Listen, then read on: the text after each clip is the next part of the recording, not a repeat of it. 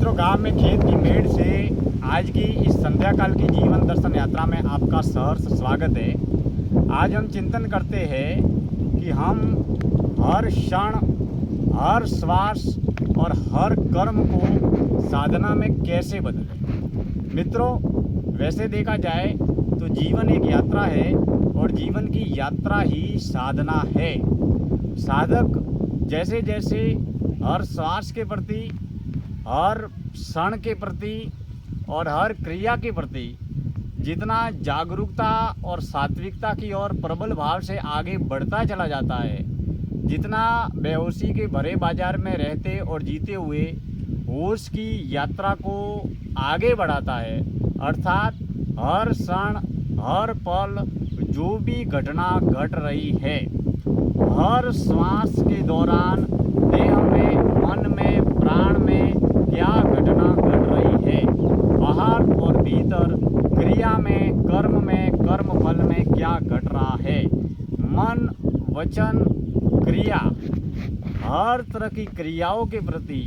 जागरूक रहना और पूर्ण रूप से वर्तमान काल में रहने और जीने का प्रयास या अभ्यास करना ही साधक की सहज साधना है।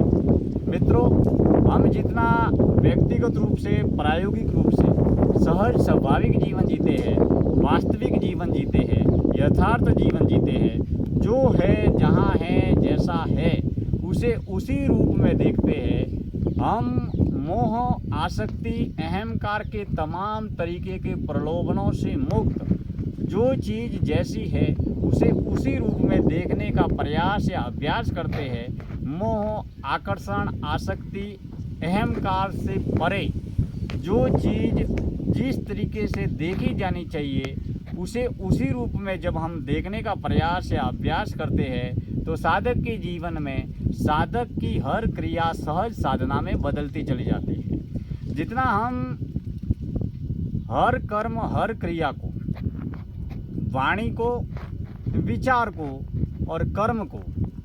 निष्काम कर्म योग में बदलते चले जाते हैं, उतना ही मोह और अहंकार से मुक्त रहने और जीने लगते हैं। और जितना साधक दैनिक, व्यवहारिक, पारिवारिक, सांसारिक जीवन में मोह और अहंकार से जितना मुक्त होता चला जाता है, उतना वह सुख और दुख के प्रभावों से भी मुक्त रहता है, क्योंकि उस समय बस केवल कर्म घटता है या कर्म फल घटता है। कर्म और कर्म फल के प्रति किसी भी प्रकार की कोई भी आसक्ति, अहंकार नहीं होता है। हम हमेशा संसार के भरे बाजार में अपने नाम की एक छवि बना लेते हैं, पहचान की एक छवि बना लेते हैं और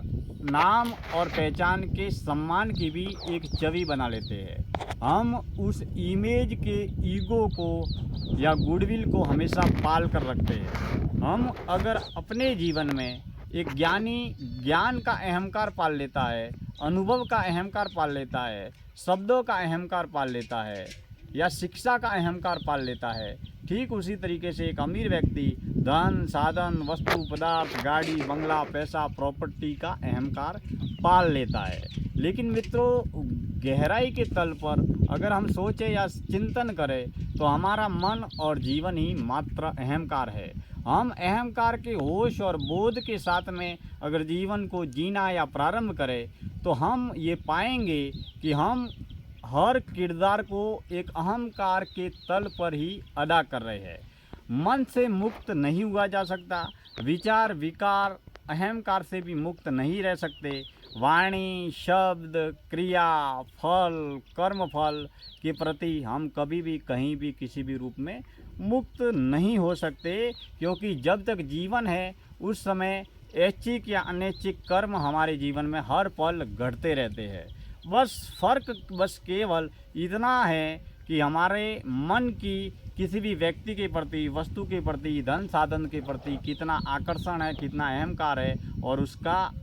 जो बंधन है उससे हम युक्त है, संयुक्त है या मुक्त है। जैसे जैसे हम किसी व्यक्ति, वस्तु, धन, साधन, पदार्थ से जुड़े हुए संपर्कों और संबंधों पर केंद्रित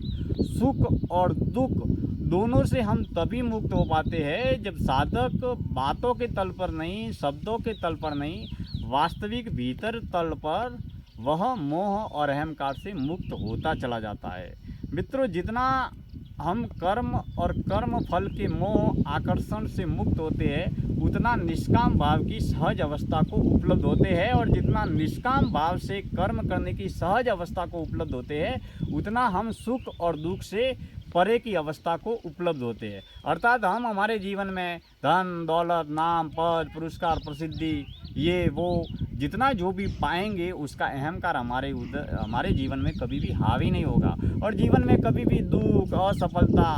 गरीबी अभाव असुविधा या असफलता हमें कर्म करते हुए प्राप्त होगी, तो उसमें किसी भी प्रकार का मोह नहीं होगा, उसमें किसी भी प्रकार का दुख नहीं होगा, क्योंकि सुख और दुख सफलता और असफलता मात्र हमारे मन के भेद है। जीवन मात्र एक क्रिया है, जीवन मात्र एक यात्रा है, और इस यात्रा को प्रतिपल प्रति क्षण हमारे मन में हमारे बाहर भीतर जो भी घट रहा है उसके प्रति जागरूक रहना ही निष्काम कर्मयोग की सहज अवस्था है, जहाँ हमें न तो स्वीकार भाव लाना है न अस्वीकार भाव लाना है। हर अवस्था को हर घटना को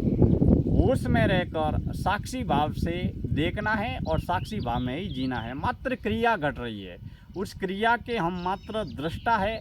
दर्शक है, जिसका हम केवल किरदार अदा कर रहे हैं, और जो भी किरदार अदा हो रहा है संसार के बाजार में हम जो कर रहे हैं या संसार के बाजार में जो भी घट रहा है वह मात्र एक यात्रा है, एक अभिनय है, एक नाटक है। मित्रों, आज की इस जीवन दर्शन यात्रा में इतनी ही बातें। कल हम किसी और नए विषय को लेकर बातचीत करेंगे। बहुत बहुत धन्यवाद।